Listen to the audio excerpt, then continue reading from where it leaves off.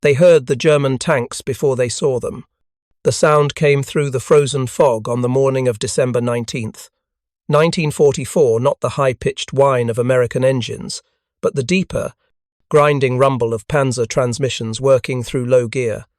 Staff Sergeant Paul Clifton of Easy Company, 527th Armored Infantry Battalion, stood in a doorway on the eastern edge of Noville, Belgium, watching the tree line 400 yards distant. His breath made small clouds in the December air.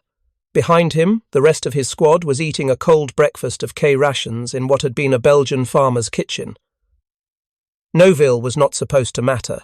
It was a crossroads village 5 kilometers north of Bastogne. Population maybe 300 before the war. Notable for absolutely nothing except that 5 roads met there. The Americans had arrived 36 hours earlier as part of a screening force. 400 men from the 527th with a company of Sherman tanks from the 20th Armored Division. Their orders were simple: delay any German advance toward Bastogne long enough for the paratroopers of the 101st Airborne to dig in around the town itself. No one had told them they would be fighting an entire Panzer division. No one had explained that Bastogne was about to become the critical hinge point of the largest battle the American army would fight in World War II.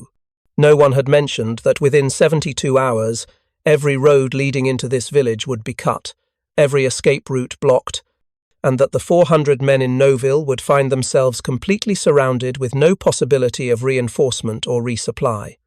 If you're enjoying this deep dive into the story, hit the subscribe button and let us know in the comments from where in the world you are watching from today. Clifton turned back toward his squad. Tank sounds, east side. Get the bazooka ready. The men moved with practiced efficiency, but without panic. They were experienced soldiers, most of them veterans of the fighting in France since June. They had faced German armor before. They knew the drill. You found good positions. You waited until the tanks closed to effective range. You hit them in the sides or rear, where the armor was thinner. Standard procedure. What they did not know, what no American intelligence officer had yet pieced together, was that 3 German Panzer divisions were converging on this sector. The 2nd Panzer Division was already past them to the south. The Panzerlehr Division was approaching from the east, and the 116th Panzer Division, the formation whose reconnaissance elements were now probing toward Noville, was preparing to assault directly through the village. The German plan, conceived by Hitler himself and refined by Field Marshal von Rundstedt, called for a massive surprise offensive through the Ardennes forest. The objective was to split the Allied armies, drive to the coast at Antwerp, and force a negotiated peace in the west. The operation required speed above all else. Panzer columns needed to seize the Meuse River bridges before American reinforcements could arrive. Every hour of delay was a victory for the defenders. Bastogne controlled 7 major roads radiating out like spokes from a wheel hub. Whoever held Bastogne controlled movement through the southern Ardennes. The German planners knew this. They had designated Bastogne as a critical objective to be captured within 48 hours of the offensive's start. But between the advancing panzers and Bastogne stood villages like Noville, insignificant places, suddenly rendered strategically vital by their position astride the roads the Germans needed. The 400 men in Noville represented a fraction of 1% of the American forces in the European theatre. They had no idea they were standing at what would become the northern anchor point of the Bastogne, defence. They did not know that their resistance over the next 7 days would help disrupt the entire German timetable. They knew only that they had orders to hold this crossroads, and that German armour was approaching through the fog. The 527th Armored Infantry Battalion was not elite. They were not paratroopers or rangers. They were regular army, mechanized infantry trained to fight alongside tanks in mobile warfare. Their parent unit, the 9th Armored Division, had arrived in Europe in October of 1944 and had spent the past 2 months in relatively quiet sectors of the line in Luxembourg, gaining experience in what the army called active defence, small patrol actions, occasional artillery exchanges, the routine business of holding a static front. Armored infantry doctrine in late 1944 emphasized mobility and combined arms operations. The theory was straightforward.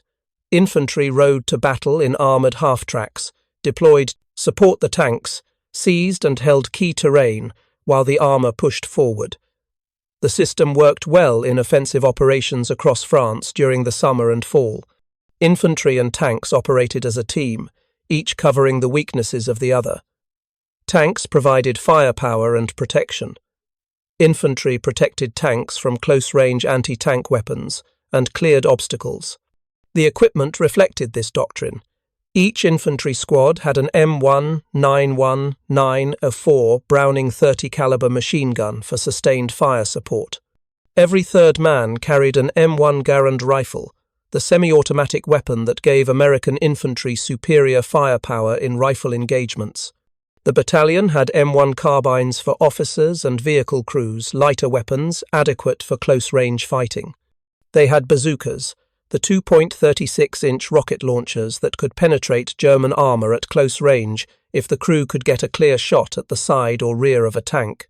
The men of the 527th had trained extensively in tank infantry cooperation at Fort Riley, Kansas, and later at Camp Polk, Louisiana.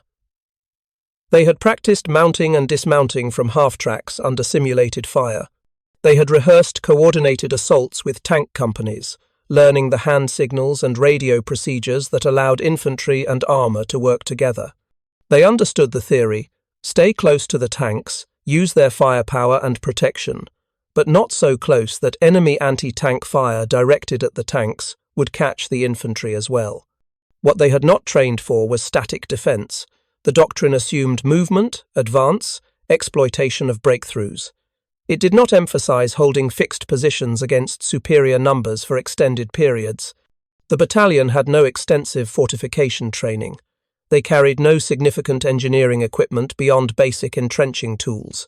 Their supply organization was designed to support mobile operations, not sustained defensive stands.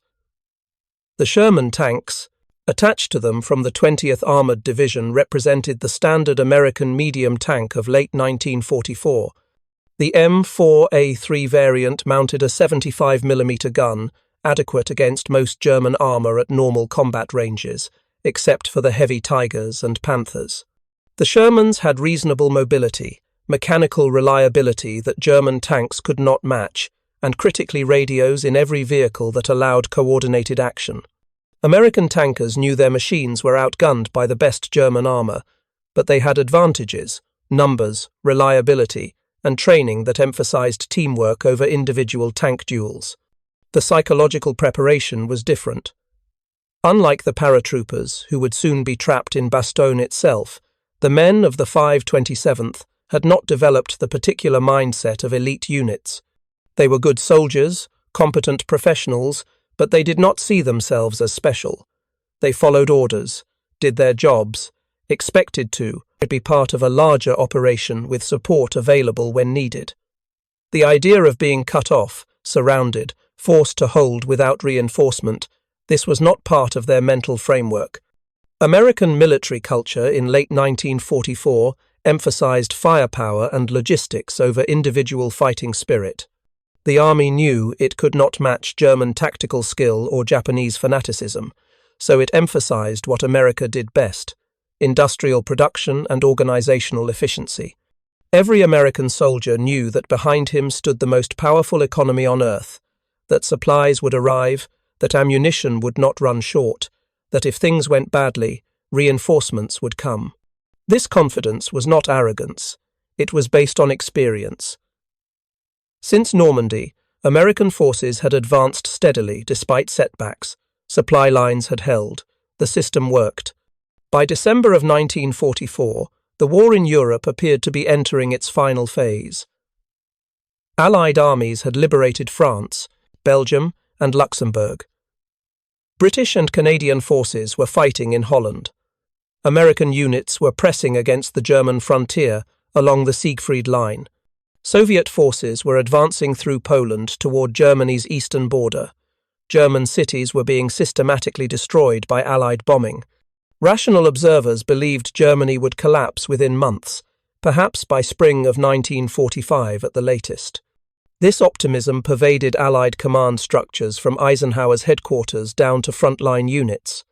Intelligence assessments acknowledged that Germany still had significant forces, but concluded these forces were fully committed to defensive operations and lacked the capability for major offensive action. The German army had lost millions of men since June of 1944. Its tank strength was depleted, fuel shortages limited operational mobility. The Luftwaffe was a shadow of its former strength. Every indicator suggested Germany was fighting a paratroop, delaying action while its inevitable defeat approached. The Ardennes sector reflected this assessment.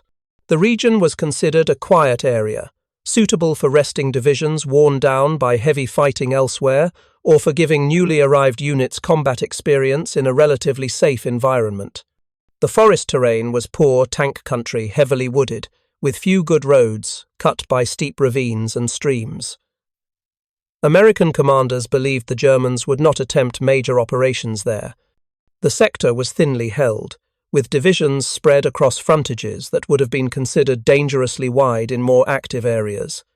The 9th Armored Division, to which the 527th Battalion belonged, had been assigned to this sector precisely because it was considered safe. The division was still learning its trade, still integrating replacements, still working up to full combat efficiency. Corps commanders viewed the Ardennes assignment as an opportunity for the division to gain experience without facing the intensity of combat further north, where American forces were attacking toward the Ruhr River, or further south, where Patton's Third Army was fighting around Metz. German intentions were completely misread. Hitler had been planning the Ardennes offensive since September, scraping together forces from across his shrinking empire. The operation, codenamed Wacht am Rhein Watch on the Rhine, was Germany's last strategic reserve committed to a desperate gamble.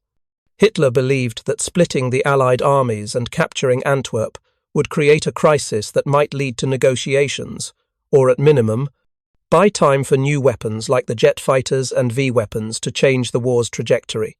The German planners had concentrated 28 divisions for the offensive, including elite SS Panzer divisions pulled from the Eastern Front. They had hoarded fuel supplies, assembled new tanks from factories still producing despite the bombing, and trained assault formations in radio silence. The secrecy was nearly perfect. Allied intelligence detected no significant build-up, no unusual German activity, no indication that an offensive was imminent. On December 16, 1944, at 5:30 in the morning, the German offensive began with a massive artillery barrage along an 85-mile front. Over 200,000 German troops moved forward through the fog and snow. Panzer columns advanced along narrow forest roads, pushing aside the surprised American units in their path. Within hours, the front line ceased to exist in any meaningful sense. German spearheads were penetrating deep into American-held territory, cutting communications, surrounding isolated positions, racing for the Meuse River bridges. The American response was initially confused but remarkably fast. Eisenhower recognized the crisis within 24 hours and began shifting reserves toward the breakthrough area. The 82nd and 101st Airborne Divisions, resting in France after the fighting in Holland, received emergency orders to move to Belgium. They had no time for detailed planning, no preparation for winter combat, no clear intelligence about German strength or locations. They loaded onto trucks and headed for the sound of the guns. Bastogne became the critical objective almost immediately. Whoever controlled those 7 roads controlled movement through the southern Ardennes. German commanders needed Bastogne to maintain their offensive momentum. American commanders needed it to anchor a defense line and serve as a base for counterattacks. The race for Bastogne would determine whether the German offensive could maintain its timetable or would bog down in a series of costly sieges. The 400 men holding Noville were not a cohesive unit in the traditional sense. They represented fragments of several organizations thrown together by the chaos of the German breakthrough. The Corps was Easy Company and part of Baker Company from the 527th Armored Infantry Battalion, perhaps 250 men total. With them were 14 Sherman tanks from B Company, 20th Armored Division, their crews adding another 70 men. A platoon of tank destroyers, some engineers, a few stragglers from units overrun during the initial German assault, the total came to approximately 400 combat effectives. Major Robert Harwick commanded this composite force. He was 32 years old, a regular army officer who had served in the peacetime military before the war. He was competent, cautious by nature, the kind of officer who followed orders precisely and expected his men to do the same. He was not a natural aggressive commander like some of the paratrooper officers in Bastogne itself, but he understood defensive tactics and had the respect of his men. When he received orders to hold Noville and delay German advances, he did what his training had taught him. He organized a perimeter defense and prepared to fight.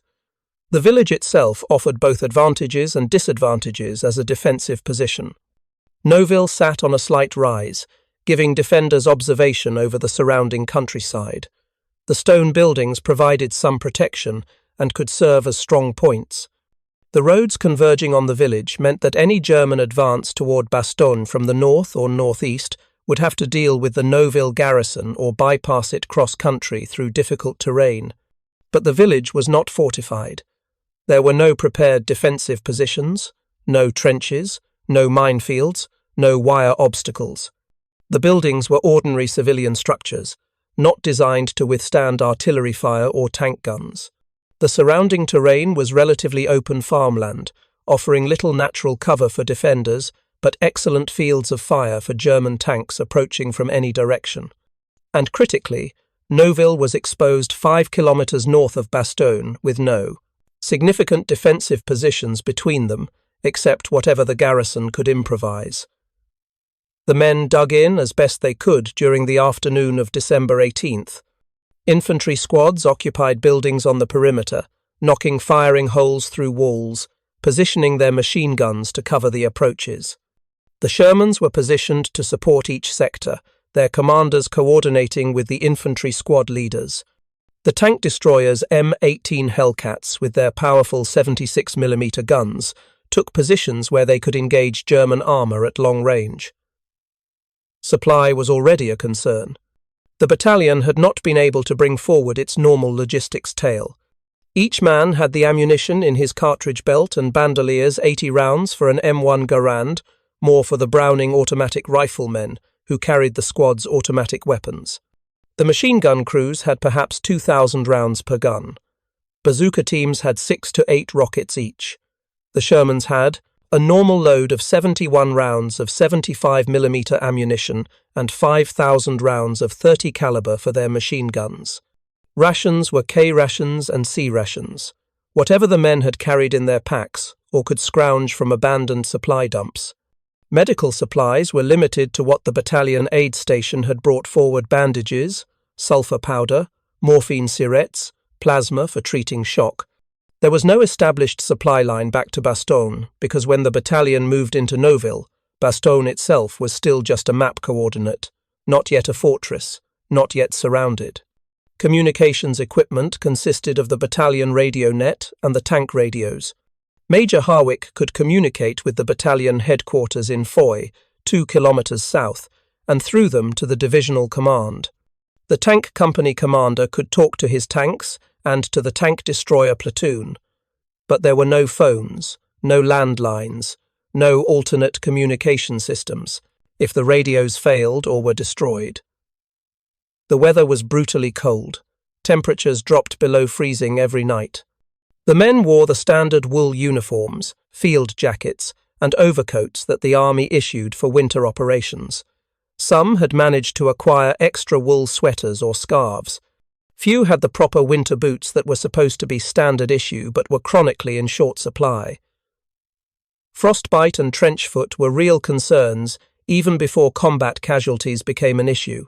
Most critically, the garrison had no clear understanding of what they were facing. Intelligence reports spoke of German probing attacks, local counterattacks, nothing suggesting the scale of the offensive that was actually underway. The men in Noville knew Germans were attacking. They could hear artillery to the east and north. They had seen refugees streaming west through the village, Belgian civilians fleeing the advancing Wehrmacht. But they did not know that entire panzer divisions were bearing down on their position, that the German offensive had already penetrated 30 kilometers into American lines, that Bastogne was about to be surrounded. Staff Sergeant Clifton, standing in that doorway on the morning of December 19th, watching the fog and listening to tank engines, had fought in Normandy. He had seen German armour before. He knew the sound of Panther tanks, knew the distinctive profile of a Tiger. He was not afraid of tanks in general. But something about this morning felt different. The sounds were too many, too close. The fog was too thick to see properly, and the radio traffic he had overheard suggested that things were worse than the officers were admitting.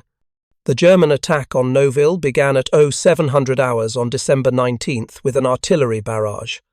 The shells came without warning, no ranging shots, no preliminary bombardment that might have given the defenders time to take cover. The Germans had positioned their artillery during the night, registered their guns on the village, and opened fire with every battery they could bring to bear. High explosive rounds detonated among the buildings. Shrapnel tore through walls. Roof tiles shattered and fell. The distinctive crump of 105mm shells mixed with the sharper crack of 88mm guns firing in direct support. The noise was overwhelming, a physical pressure that made thinking difficult and communication impossible, except by shouting directly into someone's ear. The barrage lasted 15 minutes. Then it lifted, and through the fog came the tanks. They appeared as dark shapes at first, moving slowly, infantry walking beside them in the standard German assault formation. The lead tanks were Panzer IVs, the standard German medium tank mounting a 75mm gun. Behind them came Panthers, the tanks that every American tanker feared, with their sloped armour and long, high-velocity guns that could penetrate a Sherman's frontal, armour at ranges where the Sherman couldn't effectively fire back. Major Harwick, watching from the command post he had established in a stone building near the village centre, tried to count the attacking force. 10 tanks visible, 20, 30, more emerging from the fog. This was not a probing attack or a local counterattack. This was a major assault by a combined arms force that outnumbered his garrison several times over. The American Shermans opened fire first. The distinctive crack of 75mm guns echoed across the village. The tank commanders had good positions and good fields of fire. At 600 yards, they engaged the lead German tanks. One Panzer IV took a hit in the side and burst into flames. The crew bailed out, running back toward their own lines through the fog. Another German tank stopped, track blown off by a direct hit. Its turret traversed, searching for the Sherman that had hit it, but before it could fire, a second American round struck the cold turret face and penetrated. The tank burned. But the Germans kept coming. Panther tanks engaged the Shermans at long range where their superior guns gave them decisive advantage. One Sherman took a hit through the frontal armour, the Panther's 75mm round punching through the glacis plate and detonating the ammunition stored in the sponsons. The tank exploded, turret lifting off the hull ring and crashing back down at an angle. No one got out. The German infantry, realizing they were caught in the open by American machine gun fire, went to ground in ditches and shell holes. But more infantry followed, and more tanks. The attack developed into a series of coordinated pushes, tanks providing covering fire, while infantry worked forward, infantry suppressing American positions, while tanks maneuvered for better firing positions. Staff Sergeant Clifton's squad, positioned in a farmhouse on the eastern edge of the village, found themselves fighting at close range. German infantry reached the building and attempted to force entry through the ground floor. The Americans threw grenades down the stairs, fired through holes in the floor, held them back for precious minutes. Then a Panzer IV positioned itself 50 yards from the building and began firing high explosive rounds directly into the structure. The first round blew a hole through the stone wall. The second round detonated inside the room where half the squad had taken cover. Clifton, in the adjacent room, felt the concussion through the walls, heard the screams of wounded men, smelled the acrid smoke of high explosives, mixed with burning wood and plaster dust. He grabbed 2 men and fell back through the rear of the building, running across 30 yards of open ground while German machine gun fire kicked up dirt around their feet. They made it to another position, a stone barn where the rest of the platoon had concentrated. Lieutenant Morrison, the platoon leader, was already organizing a counterattack to retake the lost ground. But before they could move, another wave of German infantry hit their position.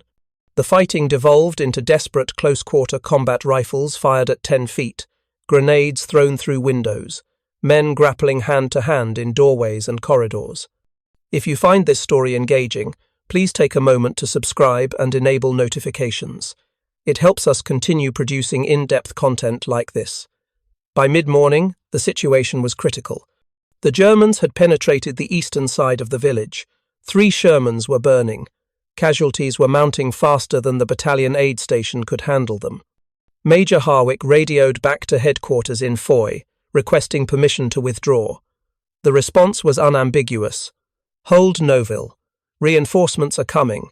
But no reinforcements came. The road from Foy to Noville was under German artillery fire. A relief column of Shermans attempting to reach the village was stopped 2 kilometers south by German anti-tank guns positioned along the road. The Noville garrison was effectively cut off, fighting alone against a force that outnumbered them 5-1 or more. The first night of isolation was when the psychological shift occurred. As darkness fell on December 19th, the German attacks subsided. Both sides needed time to reorganize, treat casualties, resupply ammunition. The Americans still held most of Noville, but barely. They had lost perhaps 50 men killed or seriously wounded. 5 Shermans were destroyed. Ammunition was running low, some squads were down to 20 or 30 rounds per rifle, and the machine gun crews were rationing their belts, firing short bursts instead of sustained fire. Major Harwick called his officers together in the command post. Lieutenant Morrison was there, his uniform torn and blood-stained from the day's fighting. Captain Bradley, the tank company commander, had lost 3 of his 14 Shermans and knew he couldn't afford to lose many more. The tank destroyer platoon leader reported his vehicles were down to 6 rounds per gun. The battalion surgeon reported 23 men seriously wounded who needed evacuation to a real hospital, not the improvised aid station in a village cellar. Harwick told them what headquarters had communicated during the afternoon. The German offensive was far larger than anyone had initially believed. Panzer columns had broken through along the entire Ardennes front. American units were retreating or being surrounded across a 50-mile sector. Bastogne was going to be encircled within 24 hours. The 101st Airborne had arrived and was digging in around the town, but they had no heavy weapons, no tanks, limited artillery. The defence of Bastogne would depend on the airborne holding the town itself, while forces like the Noville garrison held the outer approaches. There would be no reinforcements to Noville, there would be no resupply. There might not even be evacuation for the wounded. The garrison was to hold for as long as possible, delay the German advance, and if the position became untenable, attempt to fight their way back to Bastogne if Bastogne was still accessible, which was increasingly doubtful. Lieutenant Morrison asked the obvious question, "How long are we supposed to hold, sir?"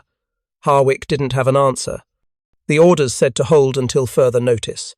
In practical terms, that meant hold until they ran out of ammunition or were overrun. Days, perhaps. Maybe a week if they were lucky, and the Germans didn't commit overwhelming force to taking the village. The officers dispersed to their units and passed the word to the men. The reaction was not panic, exactly, but a kind of grim recognition that they were in serious trouble. Staff Sergeant Clifton gathered his remaining squad members, 6 men now, down from 12 that morning, and explained the situation with brutal honesty. They were cut off. No help was coming. They would hold this position until they couldn't hold it anymore. Then they would try to break out to Bastogne. One of the men, Private Henderson, a replacement who had joined the battalion only 3 weeks earlier, asked the question everyone was thinking. "Sarge, are we going to die here?" Clifton looked at him for a long moment before answering. "Maybe. Probably not all of us. But some of us. Yeah. That's what's going to happen. So we'd better make it count. That night, lying in a frozen cellar with German tanks 50 yards away and the temperature dropping towards zero, the men of the Noville garrison underwent a psychological transformation. They had entered this battle as ordinary soldiers following orders, expecting to fight a delaying action and then withdraw to prepared positions. They were not elite troops. They had no special training for this kind of situation. They were mechanized infantry, accustomed to mobility and support, not static defense and isolation. But the circumstances gave them no choice except to become something else. They were surrounded, cut off, low on ammunition and supplies, facing enemy forces that could destroy them whenever the Germans decided to make the effort. The normal support structure of the American army, the endless supplies, the reinforcements always available, the artillery support just a radio call away, all of that was gone. They had what they had in Noville, and nothing more. Some men responded by shutting down emotionally, becoming automatons who followed orders without thinking about the larger situation. Others became fatalistic, figuring they were probably going to die and therefore might as well fight effectively while they could. A few broke under the strain, not many, but enough that officers had to quietly relieve them and assign them to rear area duties away from the front-line positions. But most of the men found something unexpected, a kind of clarity that came from having no alternatives. Could not retreat because there was nowhere to retreat to. They could not surrender because that would betray the paratroopers in Bastogne, who were depending on the outer garrisons to buy time. They could not do anything except hold their positions and fight, so that's what they would do. The decision, once made, simplified everything else. The fighting continued for 6 more days. December 20th brought another major German assault, this time from multiple directions simultaneously. Panzer IVs and Panthers attacked from the northeast while German infantry worked around the flanks, trying to surround individual buildings and reduce the American perimeter piece by piece. The Shermans fought from prepared positions, making the Germans pay for every meter of ground, but the mathematics were inexorable. Each day the Americans lost tanks they couldn't replace, while the Germans brought forward fresh vehicles to replace their losses. Ammunition became the critical factor. By the third day, December 21st, rifle squads were down to 10 or 15 rounds per man. Machine gun crews had perhaps 500 rounds remaining. The bazooka teams had exhausted their rockets entirely. Staff Sergeant Clifton watched his men checking their cartridge belts obsessively, counting rounds, making sure each magazine was fully loaded, treating every bullet like the precious resource it had become. The tank destroyers ran out of 76mm ammunition on December 22nd. Their crews disabled the vehicles, removed the firing mechanisms, and joined the infantry as riflemen. Captain Bradley's Sherman Company was down to 6 operational tanks. 3 had been destroyed in combat. 2 had thrown tracks and couldn't be repaired without parts that didn't exist in Noville. 3 more had mechanical breakdowns, engines that seized, transmissions that failed, electrical systems that stopped working in the brutal cold. Food became another concern.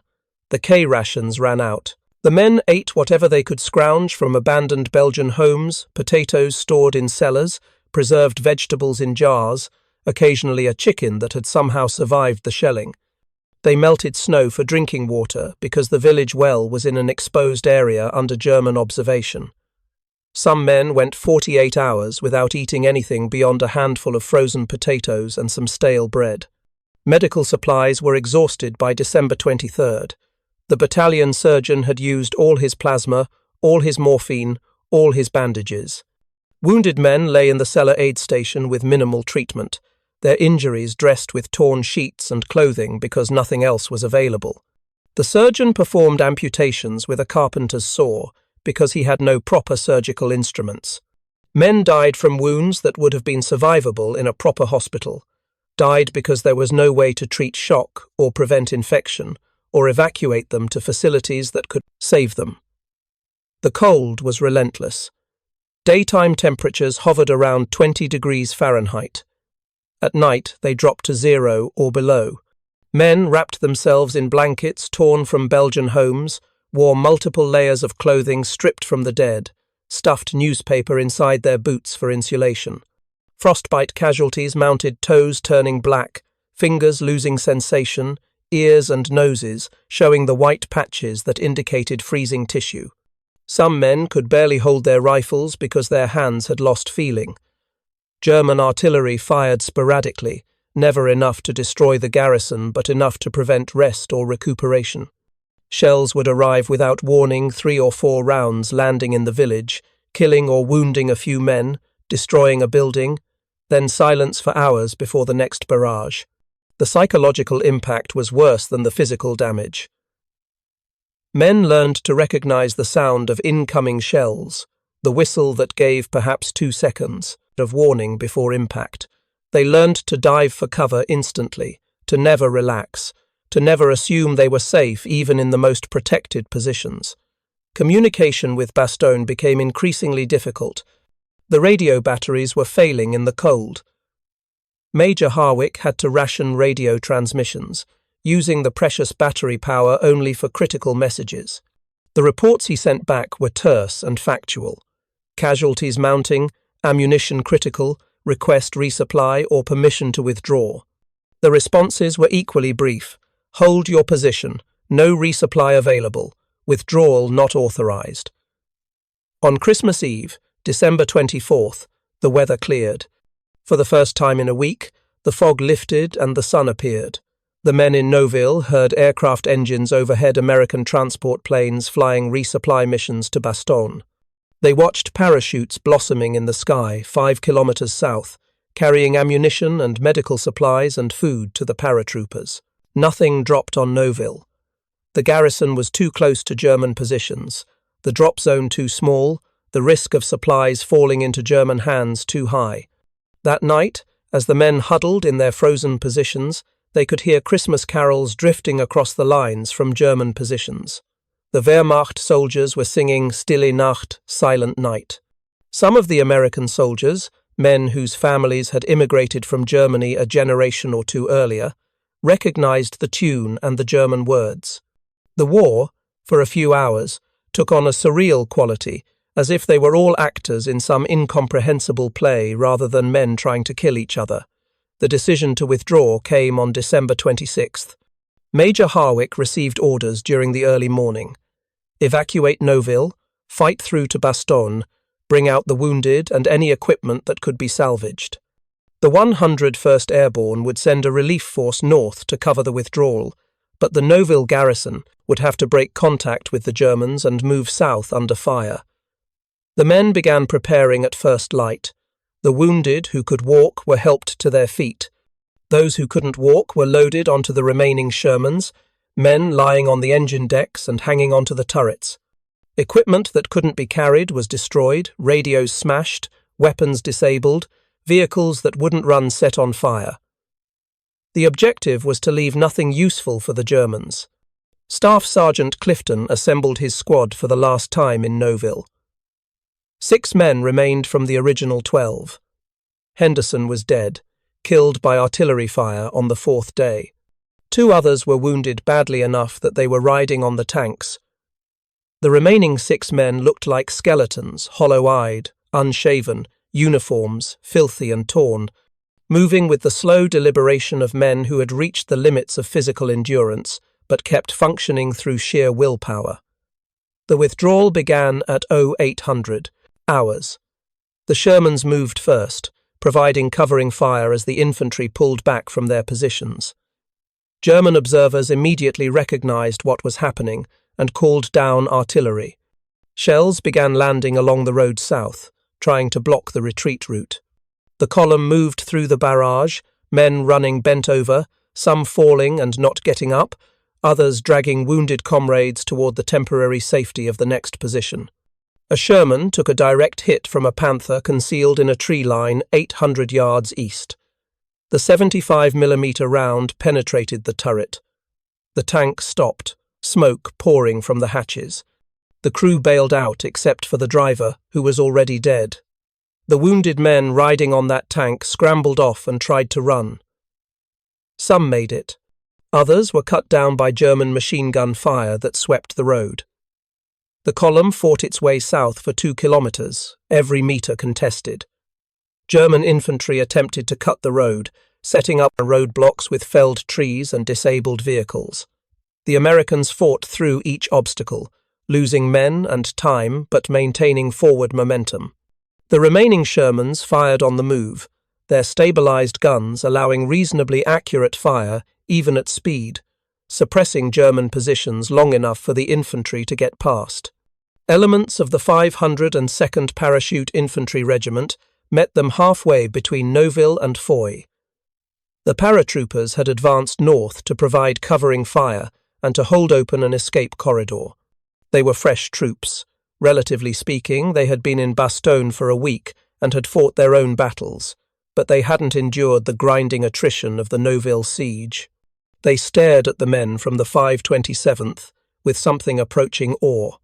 Captain Winters of Easy Company, 502nd Parachute Infantry, later wrote in his combat journal that the men from Noville looked like refugees from hell itself.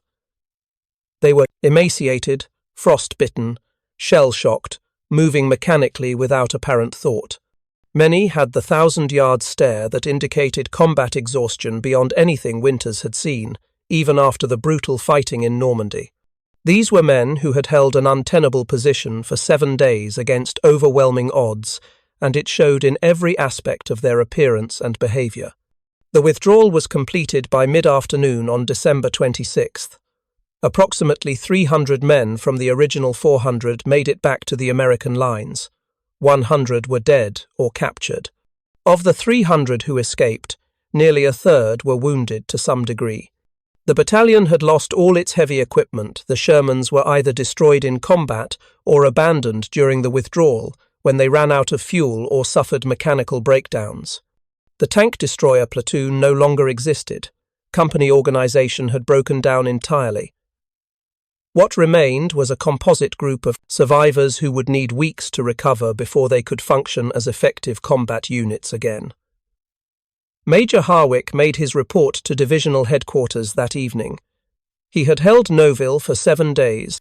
His force had destroyed at least 30 German tanks, killed perhaps 500 German infantry, and delayed an entire Panzer division's advance toward Bastogne. The cost had been 100 men dead or missing, another 100 wounded, and the complete destruction of the battalion's combat effectiveness as an organized fighting force. The divisional commander asked Harwick one question: "Could you have held another day?" Harwick thought about it before answering honestly. "No, sir. We were finished. Another day, and the Germans would have overrun us completely." The commander nodded. "Then you held exactly as long as you needed to. Well done." The defence of Noville received little attention in the immediate aftermath of the Battle of the Bulge. The dramatic story of Bastogne, itself the 101st Airborne's encirclement, General McAuliffe's famous nuts response to the German surrender demand, Patton's relief column breaking through on December 26th overshadowed the smaller actions that made the larger defence possible. Newspaper reporters focused on the paratroopers, not on the Armored Infantry Battalion that had held the northern approach. The official histories mentioned Noville in passing, usually as a footnote to the main Bastogne narrative. But military analysts studying the battle understood the significance of what had happened there. The 727th Armored Infantry Battalion, along with the tank crews who fought beside them, had accomplished exactly what they were ordered to do: delay the German advance. The Panzer Division and elements of the 2nd Panzer Division had spent 7 days fighting for a village that should have fallen in hours. Those 7 days were 7 days the Germans didn't have to exploit. Their initial breakthrough, 7 days for the 101st Airborne to fortify Bastogne, 7 days for American reinforcements to move into position around the entire salient. The strategic importance of Bastogne became clear in the weeks following the initial German offensive. The town's 7 roads were essential for German logistics. Without control of Bastogne, the panzer columns advancing west found themselves constrained to secondary roads, unable to concentrate their forces or move supplies forward efficiently. The German offensive, which had begun with such dramatic success, gradually lost momentum as it encountered one stubborn American defensive position after another. Bastogne was the most famous, but places like Noville were equally critical in the aggregate. Staff Sergeant Paul Clifton survived the war. He returned to the United States in May of 1945 and was discharged that summer. He rarely spoke about Noville, even to other veterans. When asked about his combat experience, he would acknowledge that he had been at Bastogne, but would deflect questions about specifics. Decades later, in an interview conducted for a military history project, he explained his reticence. "What we did at Noville wasn't heroic. It was just necessary. We held because we had to hold, because if we didn't, good men in Bastogne would die. That's not heroism. That's just doing your job when you don't have any choice." The psychological transformation that occurred in Noville was replicated across dozens of similar positions during the Battle of the Bulge. American units that had never expected to fight alone, that had always relied on the overwhelming support structure of the U.S.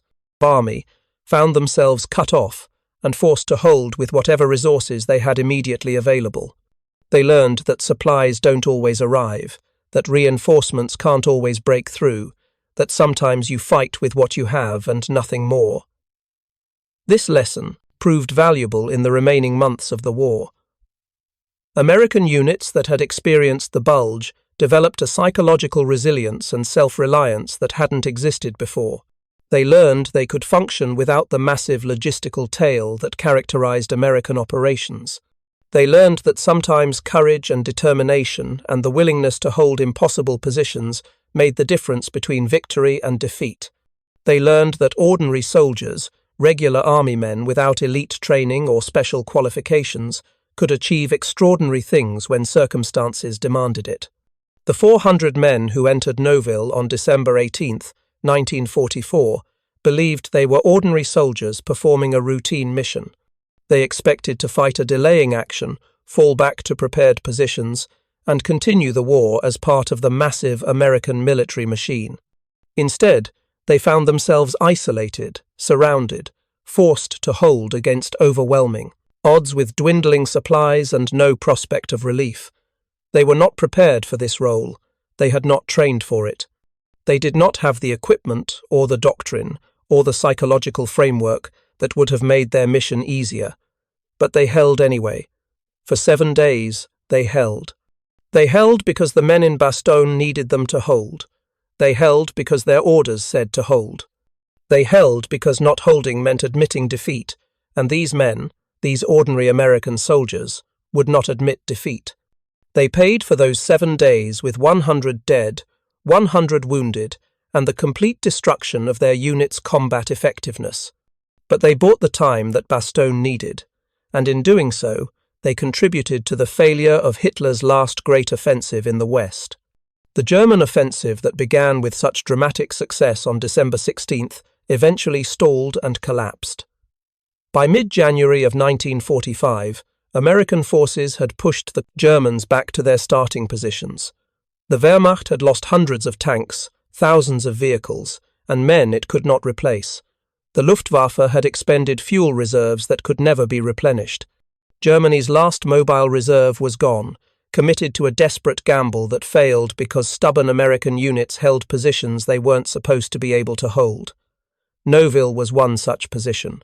400 men, later 300, then fewer still, holding a frozen village in Belgium because someone had to hold it. They were not elite troops. They were not specially trained or selected for impossible missions. They were regular soldiers who found themselves in an impossible situation and refused to quit. That refusal, replicated across dozens of similar positions throughout the Ardennes, made the difference between German success and German failure in the winter of 1944. The lesson is both simple and profound. Wars are won not just by superior equipment or better strategy or overwhelming numbers, but by ordinary men doing extraordinary things when circumstances demand it. The 400 soldiers at Noville proved this truth. They went into that village as ordinary men, and they left as something else, survivors of an ordeal that tested them beyond anything their training had prepared them for. veterans of a battle that would be forgotten by history, but remained essential to the larger victory. They held for 7 days because they were ordered to hold, and because not holding was unthinkable, and because sometimes that's enough. Thank you for watching. For more detailed historical breakdowns, check out the other videos on your screen now, and don't forget to subscribe.